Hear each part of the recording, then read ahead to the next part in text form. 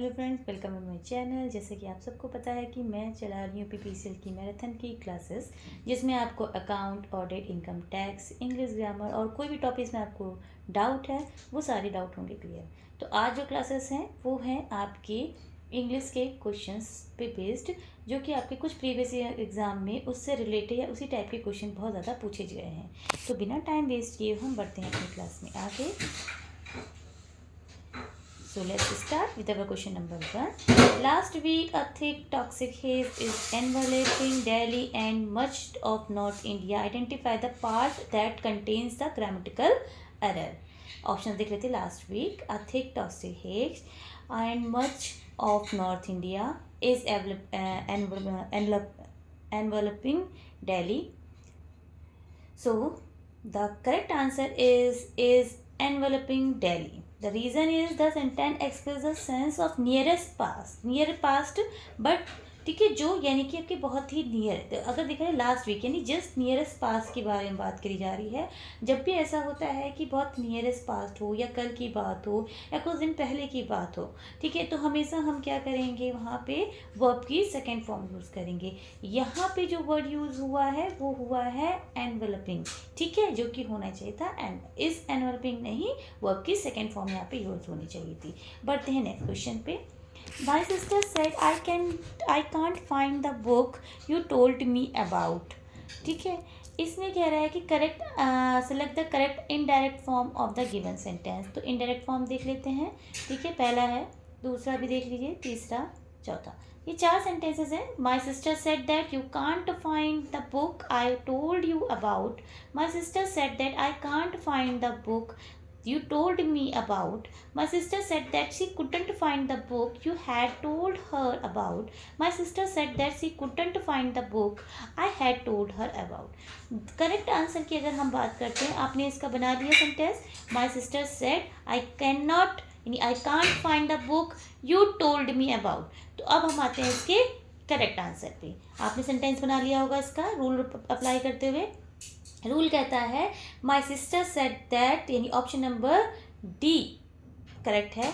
My sister said that she couldn't, I किसके according change हो जाता है, मैंने बोला था आई किसके अकॉर्डिंग चेंज हो जाता है, किसके अकॉर्डिंग, सब्जेक्ट के अकॉर्डिंग, ठीक, तो आई किसके, सी हो गया। माई sister said that she couldn't find the book you, मतलब यू किसके अकॉर्डिंग, ऑब्जेक्ट कुछ नहीं तो आई लेंगे यहाँ पे, आई who had told her about, ठीक है। यहाँ पे वर्ब की कौन सी फॉर्म यूज हुई है, सेकेंड फॉर्म, तो second past indefinite change into past perfect, ठीक है। आगे समझ में, आगे बढ़ते हैं। इस वर्ड का करेक्ट सिनोनिम ढूंढना है। कैलस, इसका करेक्ट मीनिंग है, बताइए। इनडिस्टिंक्ट, इनसेंसिटिव, इंटरेस्टेड या इन्फीरियर, ठीक है। करेक्ट मीनिंग क्या हो सकती है, चलिए देखते हैं। करेक्ट आंसर बी इनसेंसिटिव, ठीक है। तो रीजन देखिए, इसका क्या होता है, कैरस का मतलब होता है इनह्यूमन, इनसेंसिटिव का मतलब भी क्या होता है, अफेक्टलेस यानी कि जिसके कोई इमोशंस ना हो, कोई उसके अंदर किसी तरह की भावना हो। और इनह्यूमन का भी मतलब क्या होता है, जिसके अंदर किसी तरह की भावना या कोई भी तरीके की सेंसिटिविटी ना हो। आगे बढ़ते हैं, इसमें देखिए, और अदर ऑप्शंस जो हैं आपके दिए हुए हैं। इनडिस्टिंक्ट का मतलब होता है डेम, इंटरेस्टेड का मतलब पता है बीइंग इन्वॉल्व, और बीइंग इन्वॉल्व इसका सिनोनिम्स हो नहीं सकता है, इन्फीरियर मतलब चीप। तो ये 3 तो इससे मैच हो नहीं रहा है।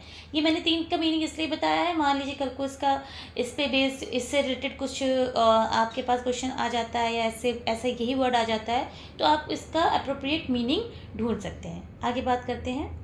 Mangalore in Karnataka is the highest risk of flooding than the coastal cities as such Mumbai and New York from rising sea levels because of melting glacier. Identify the grammatical error. देखते हैं option. Option है कि Mangalore in the Karnataka is at a highest risk of flooding.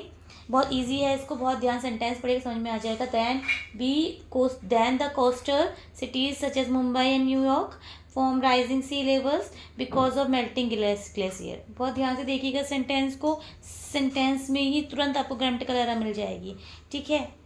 आगे बढ़ते हैं इसके correct answer पे। तो करेक्ट आंसर है option number A is the correct answer. ठीक है, अगर हम बात किया जाए क्यों हाईएस्ट, अगर देखो इसको ध्यान दीजिए, देन यूज़ हुआ है। जब देन यूज़ हो रहा है यानी कि दो अलग सिटीज़ से भी इसका कंपैरिजन हो रहा है, देन यहाँ पे यूज़ हो रहा है, तो हमें सबसे पहले क्या करना है, हमें कुछ नहीं करना है। हमने यहाँ पे जो हाईएस्ट यूज़ किया है, हाईएस्ट यूज़ नहीं होगा, हायर यूज़ होगा। ठीक है, हायर यूज़ होगा। क्या यूज़ हो रहा है, हायर यूज़ होगा। आगे समझ में क्यों एरर आई इसमें। इसमें क्या करना है, appropriate fill in the blank select करना है। The truck driver dash is knee on the dashboard in the collision on the expressway due to poor visibility yesterday. देखते हैं अप्रोप्रिएट मीनिंग, अप्रोप्रिएट वर्ड वहाँ पे जो यहाँ पे fill in the blanks use हो, बैंगिंग, बैंगिंग, बैंग्ड, बैंक्स और is banging. कौन सा वर्ड यूज होगा, ध्यान से दीजिए, ध्यान दीजिएगा सेंटेंस पे। ठीक है, तो करेक्ट आंसर है इसका बी, बैंग्ड। क्यों, क्योंकि द एक्सप्रेस नियर पास्ट की बात हो रही है, तो क्या हो जाएगा, वर्ब की सेकेंड फॉर्म यूज होगी। आगे बढ़ते हैं, select the correct direct form. ठीक है, डायरेक्ट इसका बनाना है। The teacher told us that the school was going to take us on a camping holiday in the mountains for a week. इसका बनाना है हमें डायरेक्ट। अभी तक इनडायरेक्ट, डायरेक्ट का इनडायरेक्ट बनाना होता था, अभी क्या आ रहा है, डायरेक्ट। देखिए एग्जाम में एक्टिव का पैसिव आ सकता है, पैसिव का एक्टिव बनाने के लिए आ सकता है, डायरेक्ट सेंटेंस का इनडायरेक्ट बना आ सकता है और इनडायरेक्ट का डायरेक्ट आ सकता है। तो आपको रूल्स अच्छे पता होने चाहिए। मैंने अपने क्लासेस में रूल के चार्ट भी शेयर किए हुए हैं।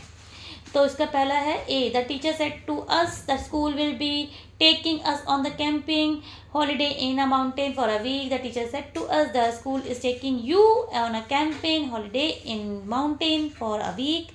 The teacher said to us the school was going to take us on a camping holiday in the mountain for a week. The teacher said to us the school is going to take you on a camping holiday in the mountain for a week. आप लोग ने अगर इसका correct sentence बना लिया होगा, rule के according क्या होगा, कौन सी वर्ब है तो कौन सी वर्ब आनी चाहिए इनडायरेक्ट डायरेक्ट में, अगर आपने कर लिया है तो मैं आपको दिखाती हूँ इसका करेक्ट आंसर। इसका करेक्ट आंसर है option number D, the teacher said to us the school is going to take you on a camping holiday in the mountain for a week. Was है, ठीक है, वॉज है, was कब होता है, present continuous change into past continuous. ठीक है, आगे समझ में, आगे बात करते हैं। डेलिकेट का सिनोनिम बताना है, टफ, ऑर्डिनरी, फ्रगाइल, फर्म। तो correct answer option number C, fragile. The most appropriate idiom, to hit below the belt. इसका ईडियम बताना है, to hit below the belt. ठीक है, to go to sleep, to take off your belt, to strike unfairly, to disturb others. ठीक है, तो इसका मतलब पहले आंसर जान लीजिए।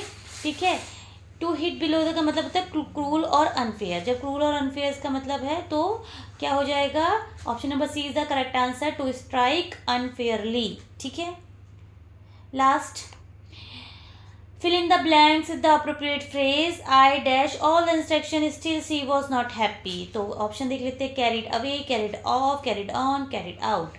ठीक है, इसमें क्या होना चाहिए, I dash all the instruction still she was not happy. The correct है carried out, option number D is the correct answer. So here is some grammar question जो प्रीवियस एग्जाम में इस टाइप के क्वेश्चंस पूछे गए हैं। इसमें से कुछ ऐसे क्वेश्चन हैं जो प्रीवियस में एग्जाम में एग्जैक्ट वही क्वेश्चंस आए हुए हैं। तो आप मेरे क्लास से बने रहिए, और अगर कोई डाउट होता है आपसे तो आप मेरे से डिस्कस कर सकते हैं, कमेंट सेक्शन में आप पूछ सकते हैं। अभी मेरे से एक स्टूडेंट ने पूछा था BRS, उन्हें समझ में नहीं आया था, तो नेक्स्ट वीडियो बनेगी वो, उस पर मैं आपको बैंक रिकन्सिलेशन स्टेटमेंट पूरा पढ़ाऊँगी, और उसी के साथ बैंक रिकन्सिलेशन के कुछ अच्छे से क्वेश्चन आपके साथ डिस्कस होंगे, प्लस आपके साथ डिस्कशन होगा अदर अकाउंट्स के क्वेश्चंस और इनकम टैक्स ऑडिट के क्वेश्चंस का भी। तो मेरे साथ बने रहिए मेरे चैनल पे। अगर चैनल अच्छा लग रहा है तो प्लीज़ लाइक करें, शेयर करें, सब्सक्राइब करें। Bye bye.